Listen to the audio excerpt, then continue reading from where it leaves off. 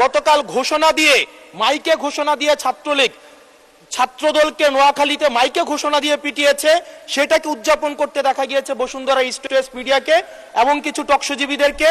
মাননীয় সদস্য আবুল হাসনাত, কুমিল্লা 4। ধন্যবাদ মাননীয় স্পিকার। মাননীয় স্পিকার, আমার প্রশ্নটি হচ্ছে, সাংবাদিকদের পেশাগত নিরাপত্তা অবশ্যই প্রয়োজন এবং দীর্ঘ 17 বছরের বেশি সময় আমরা দেখেছি সাংবাদিকতা করা খুব ডিফিকাল্ট ছিল। সেই সময়েও ঠিক সেই সময়টিতেও অনেক পেশাদার সাংবাদিক তারা পেশাদারি দায়িত্ব পালন করে গিয়েছে।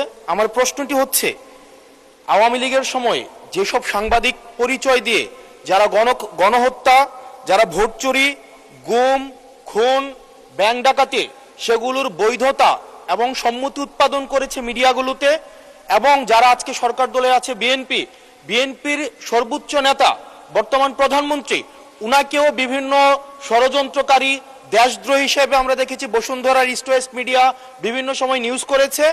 এবং আজকে যারা বিএনপি এবং জামাত আছে আমাদের এই সংসদে, তাদেরকেও বিভিন্ন সময় তাদেরকে হত্যা করার সম্মতি উৎপাদন করেছে কিছু মিডিয়া এবং কিছু নামদারি সাংবাদিক। এই সাংবাদিকগুলোকে বিভিন্ন হাউজে আবার এখন বর্তমানে পুনর্বাসন করা হচ্ছে। এই জুলাইয়ের পরে এখন টিভি থেকে জুলাইয়ের পক্ষের যারা সাংবাদিক ছিল তাদেরকে বের করে দেওয়া হয়েছে, সময় টিভিকে দখল করা হয়েছে। ইস্ট ওয়েস্ট মিডিয়া অর্থাৎ বসুন্ধরা গ্রুপের যে মিডিয়াগুলো রয়েছে তারা প্রতিনিয়ত আওয়ামী লীগের পক্ষে সম্মতি উৎপাদন করে যাচ্ছে।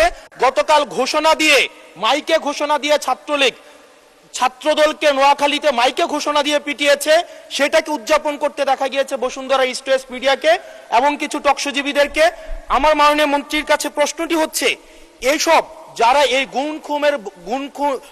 গুম খুনের বৈধতা উৎপাদন করেছে, ভোট চুরির বৈধতা উৎপাদন করেছে, গণতন্ত্রের পক্ষে যারা ছিল তাদেরকে হত্যাযোগ্য করে তোলা হয়েছে, এইসব সাংবাদিক, নামধারী সাংবাদিক এবং এই মিডিয়াদের পক্ষে বিপক্ষে বা কি ধরনের আইনি ব্যবস্থা নেওয়া হবে, আইনি ব্যবস্থা আদৌ নেওয়া হয়েছে কিনা, কেন তাদেরকে আবার পুনর্বাসন করা হচ্ছে, সেটির আইনগত কি ব্যাখ্যাটি কি, সেটি এই সংসদের সামনে উপস্থাপন করার জন্য অনুরোধ জানাচ্ছি।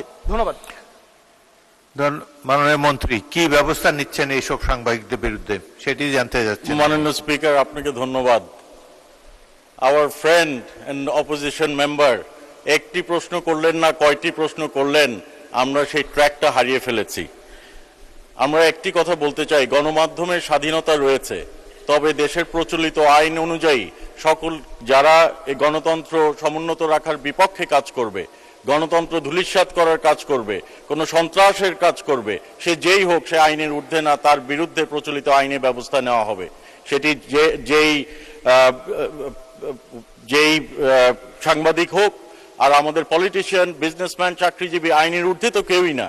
কাজেই কেউ যদি আইনের বিপক্ষে কাজ করে তার বিরুদ্ধে বাংলাদেশ জাতীয়তাবাদী দলের নেতৃত্বে যে সরকার গঠন হয়েছে, মাননীয় প্রধানমন্ত্রীর নেতৃত্বে যে সরকার গঠন হয়েছে, সেই বিরুদ্ধে নিশ্চয়ই প্রচলিত আইনে ব্যবস্থা গ্রহণ করা হবে।